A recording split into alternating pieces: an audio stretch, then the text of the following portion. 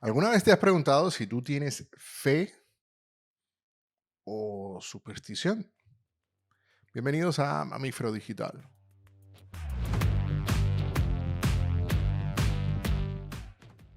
A ver, si tú le preguntas a una persona si lo que él cree es fe, te va a decir por lo general que sí.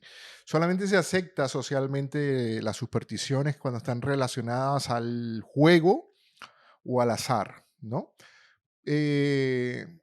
Cuando dicen, no, yo sí soy supersticioso porque echo sal para atrás, que si rompí un espejo, que si me pasó un gato, ese tipo de supersticiones tontas, que bueno, que también tienen que ver, pero por lo general la gente son las que están un poco dispuestas, las que te dicen de que vuelan, vuelan, vale. Pero cuando se trata de sus creencias religiosas, siempre dicen que es fe. Nunca las personas te dicen, no, bueno, yo creo en esto, pero puede que sea superstición. Nadie te dice eso. ¿Por qué? Porque, bueno, porque esa es su fe y acepta que lo que él cree es su fe. ¿Cuál es la diferencia? No sé, ¿te lo has preguntado alguna vez? ¿Cuál es la diferencia entre fe y superstición? La religión ha avanzado muchísimo a lo largo de la historia de la humanidad. Para el hombre primitivo, el trueno y el rayo eran dioses. Había la madre naturaleza, era una diosa también, y el sol también era un dios. Todas estas fuerzas de la naturaleza, el ser humano les dio forma y personalidades como si fueran manifestaciones del el hombre en sí mismo, y eran sus dioses, eran sus dioses. Así que, bueno, de esa manera teníamos a los babilónicos, por nombrar algunos, a los egipcios, a los griegos con su famoso panteón con los dioses. Ahí tenemos a Ra, tenemos a Zeus, por nombrar algunos. Y luego, bueno, están las religiones actuales, que, por cierto, vienen de ahí. Muchas de las creencias actuales de la religión judeocristiana vienen de conceptos de la religión griega y vienen de conceptos de la religión egipcia. Entonces, simplemente que se evolucionó. En algún momento los egipcios tuvieron un periodo muy corto en el que fueron monoteístas, creyeron en el dios Atón, eh, pero después volvieron al politeísmo. Los griegos eran politeístas y bueno, el gran avance de la religión judía fue precisamente el monoteísmo, en el creer en un solo Dios que tiene 72 nombres y que se manifiesta, él mismo se manifiesta o se ha manifestado en 72 formas diferentes, entre ellas Adonai, Jehová, eh, Elohim, entre otros, no me los sé todos en realidad. Eh, Así que, bueno, ese es uno de los grandes avances, el gran avance que trajo Abraham y que posteriormente a la religión judía y que posteriormente la religión cristiana, luego de que su mayor profeta, el Hijo de Dios, Jesús, siendo judío, naciendo de estirpe judía, de un linaje directo de la casa del rey Salomón y del rey David, bueno, terminó muriendo en la cruz y los seguidores judíos de Jesús son los cristianos, ¿no? Los seguidores de Cristo, porque Jesús no fundó el cristianismo, ese es otro tema. Pero bueno, para no desviarnos. El tema está en la creencia. Lo que nosotros creemos es realmente fe o es realmente superstición. Qué fácil identificamos la superstición en otras religiones, pero cuando se trata de nuestra fe, no identificamos superstición, es fe, ¿no? Entonces ahí también están los protestantes que manifiestan que los católicos, adoradores de estatuas o de muñecas que sacan a pasear, están en una actitud de idolatría y por lo tanto eso también es superstición, eso no es fe para los protestantes. Para los católicos es fe.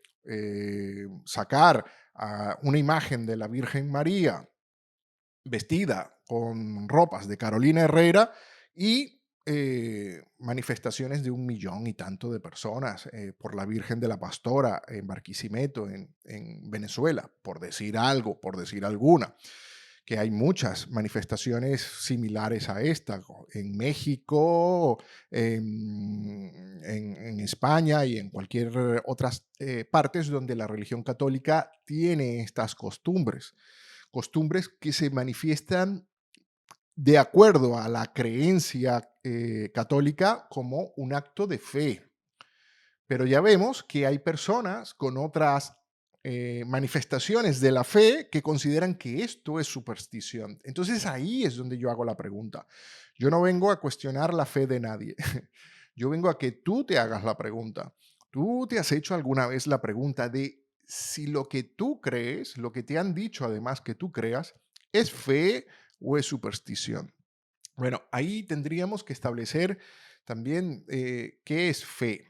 Em, yo particularmente tengo desde hace algún tiempo un esbozo de una idea, de un concepto que es muy mío y que no lo he pulido demasiado, pero yo me considero practicante de una fe científica, algo que mucha gente me dice que es absolutamente contradictorio. Yo, por el contrario, creo que tiene mucho sentido.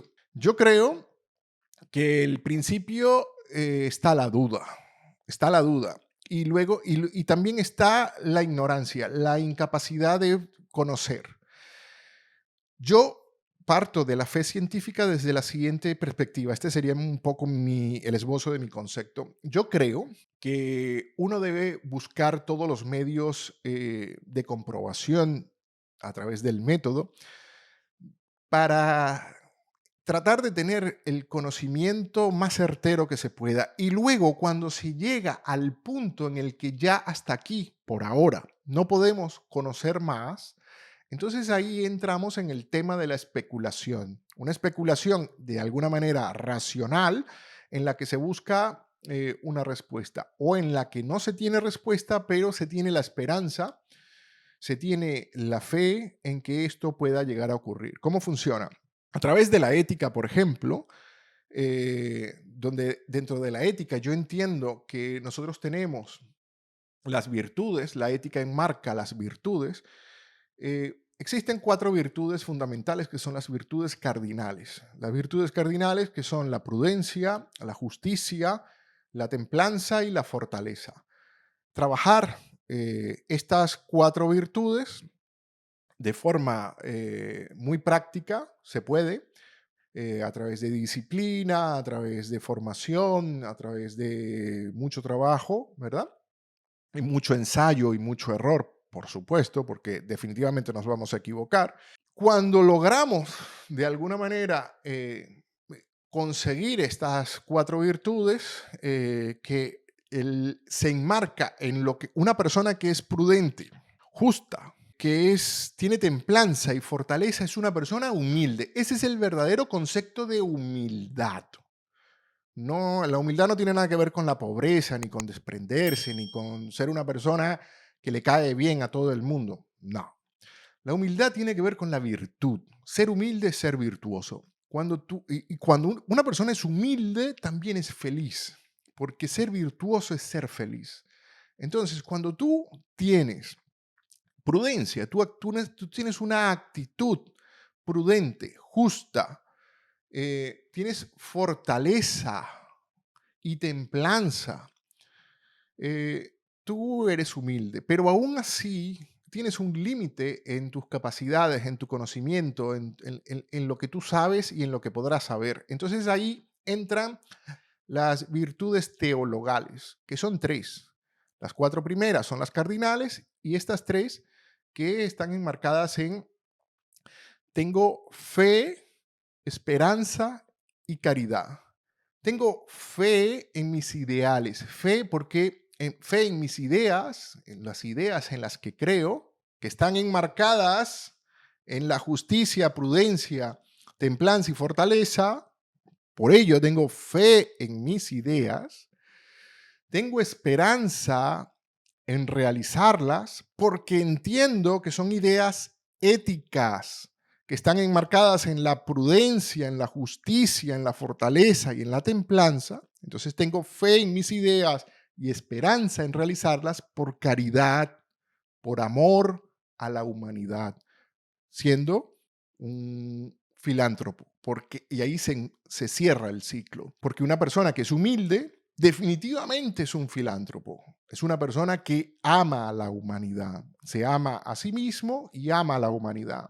Como dijo Jesús, eh, ama al prójimo como yo los he amado, porque enmarca las 7 virtudes por las que nosotros debemos trabajar. Y en función a ello, la fe está en la fe que yo tengo en que se cumplan las ideas, en esperanza en realizarlas por amor a la humanidad, enmarcadas en las 4 virtudes cardinales. Pero ahí no hay dogma.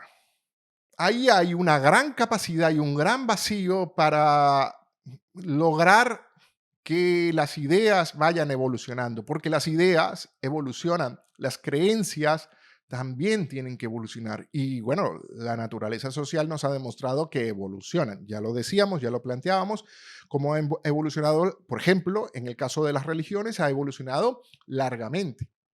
Entonces, hay 3 grandes enemigos de la virtud. 3 grandes enemigos que nosotros debemos reconocer en nosotros para saber si lo que nosotros tenemos es fe o es superstición. A ver, a Jesús, vamos a usar la metáfora de Jesús, el maestro. El maestro, el maestro, ese que nos dijo, ese que nos pidió que amáramos al prójimo como Él nos ha amado. A él, a quien nosotros, la humanidad, lo asesinamos, la humanidad de aquel entonces, pero realmente al maestro lo vamos asesinando día a día. ¿Por qué? Porque ese maestro está en nosotros, está ahí, latente, de ser reconocido, pero también están los asesinos de Jesús. ¿Quiénes son los asesinos de Jesús? Bueno, si han leído la Biblia alguna vez o están en la tradición judeocristiana, saben, sobre todo cristiana más que judeo, saben que a Jesús lo mata Poncio Pilatos, Caifás y Herodes. Él fue presentado a las 3 cortes, ¿vale? A la corte del templo, a la corte de Pilatos y a la corte de Herodes. Y los 3, de alguna manera, lo condenan. A ver, el primero, Poncio Pilatos. ¿Quién es Poncio Pilatos? Estamos hablando de forma metafórica, ¿no? No de forma histórica, por favor. El tema histórico o bíblico, en todo caso, no es mi fuerte y tampoco deseo tocarlo demasiado. Yo estoy hablando aquí de la metáfora un poco para tratar de explicar la idea de lo que deseo plasmarles sobre la diferencia que deberíamos plantearnos constantemente sobre si lo que creemos es fe o es superstición. Porque es un debate interno que yo considero que es importante y que muchas veces no nos los planteamos. A ver, Poncio Pilatos es la ignorancia. Cuando presentan al maestro Jesús ante Poncio Pilatos no tenía razones para acusar a Jesús. Había sido un alborotador, sí, en el templo, le volteó a los cambistas el tema, pero realmente la subordinación de Jesús y los datos que tenía Poncio Pilatos como regente romano, eh, realmente el hombre hablaba de paz, hablaba de amor, al César lo que es del César, a Dios lo que es de Dios, y así. Él realmente no representaba para Roma un peligro. Pero bueno, se lo traen y quieren que lo condenen. Eh, Poncio Pilatos le pregunta, eh, si él es, si él tiene la verdad, le pregunta, ¿tú tienes la verdad? Y Jesús calla, Jesús no habla, Jesús no dice nada, porque claro, la verdad no es gramaticalmente posible de decirla. Entonces, aquel que te dice la verdad realmente está mintiendo. Solamente, la verdad solamente se percibe a través de un acto de contemplación. Y cuando esa persona está dispuesta a abrirse a ese acto. Por lo tanto, Jesús calla. Poncio Pilatos no entiende, puf, no tenía el nivel y bueno, sencillamente hace su famoso gesto de lavarse las manos. Poncio Pilatos se lava las manos y para afuera. La ignorancia. Este es el primer asesino de Jesús. Recuerden que son tres. ¿Ustedes reconocen, somos capaces de reconocer la ignorancia en nosotros? ¿Cuántas veces nos lavamos la mano cuando se presenta el maestro ante nosotros? Porque se nos presenta el maestro ante nosotros constantemente. Se nos presenta y muchas veces no lo reconocemos. No tenemos la capacidad, como Poncio Pilatos, de reconocerlo. Ese es el primero. El segundo, Herodes. Herodes es la superstición. Herodes tiene mucho miedo.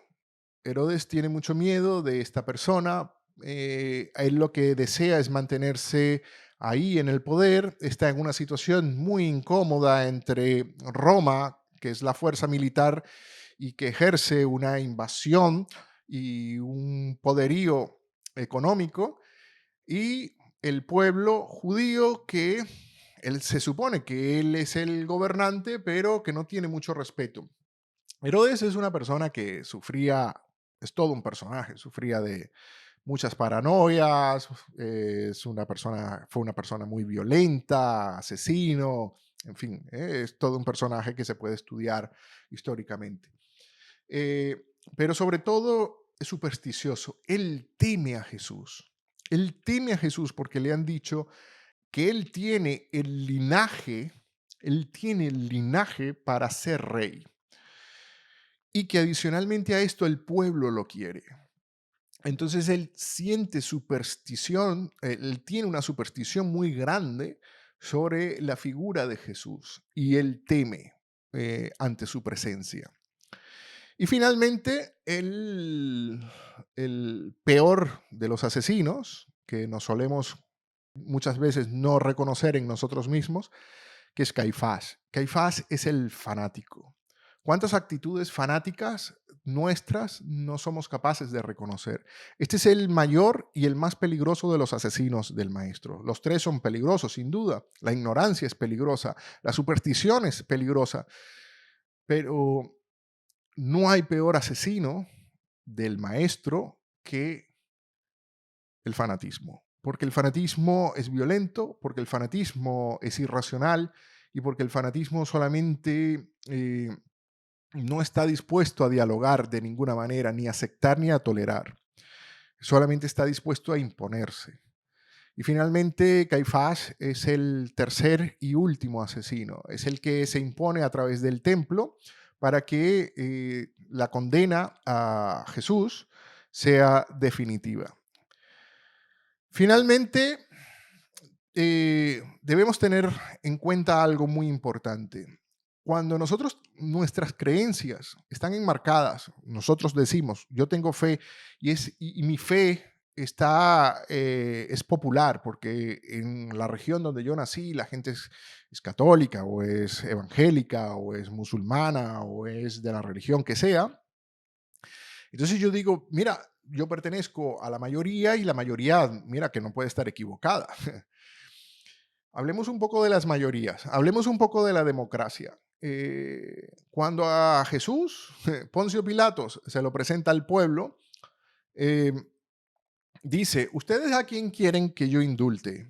¿A Barrabás o a Jesús? Jesús, que no había hecho nada, que no le había hecho nada al pueblo, y Barrabás, que era un celote, un guerrillero que estaba luchando contra la invasión romana. Bueno, luego, por supuesto, con algunos movimientos y conspiraciones que hubo, la mayoría votó y pidió por aclamación que liberaran a Barrabás. Y condenaron a Jesús. Así que muchas veces nosotros tenemos esas actitudes ignorantes, supersticiosas y fanáticas, y también a veces creemos que porque esas condiciones que nosotros tenemos están avaladas por un comportamiento social, por una moral social, y como es mayoritaria, creemos que está bien Pero, ¿y si no? ¿Y si no? ¿Te lo has preguntado alguna vez? ¿Realmente tú tienes fe o superstición? Déjame tus comentarios aquí. Me encantaría leer tus respuestas acá. Esto es Mamífero Digital.